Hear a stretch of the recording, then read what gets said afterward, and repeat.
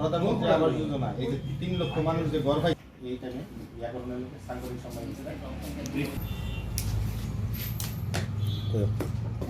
মোদিজির আগমন দেখেন যে আমরা প্রত্যেকটা বুথে বুথে দলাইদেশিনের পক্ষ থেকে ইনকে যে তাবুক ফাইমান জাফানে মিডিয়া টাকুক সংগ্রহ যত্ন আগমনকে কেন্দ্র করে ওনাকে ওয়েলকাম জানানোর জন্যই আমাদের প্রচার। তাবুক ইনকে এজ এ জনজাতি আমরা আপনাদের ডেকেছি মূলত আগামী 18ই ডিসেম্বর আমাদের দেশের যশস্বী প্রধানমন্ত্রী, বিশ্ববরেণ্যের নেতা, সকলের শ্রদ্ধেয় নরেন্দ্র মোদীজি আমাদের এই ত্রিপুরেশ্বরীর পূর্ণভূমিতে আসছেন। সময় বেলা 1:30টায় আমাদের স্বামী বিবেকানন্দ ময়দান আগরতলাতে।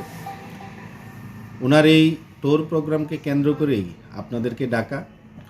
ওনার এই আগমনকে কেন্দ্র করে ভারতীয় জনতা পার্টির পক্ষ থেকে ত্রিপুরা প্রদেশ কমিটির নির্দেশ অনুসারে আমরা ধলাই জেলা কমিটিও বিভিন্ন কার্যক্রম হাতে নিয়েছি। যেমন স্বচ্ছ ভারত অভিযান, আপনারা জানেন ভারতবর্ষ স্বচ্ছ হওয়ার পেছনে যে মূল কারণ মহাত্মা গান্ধীজি শুরু করেছিলেন, কিন্তু তা ফলপ্রসূ করেছেন আমাদের দেশের প্রধানমন্ত্রী নরেন্দ্র মোদীজি 2014 সালে ভারতের প্রধানমন্ত্রী হওয়ার পর।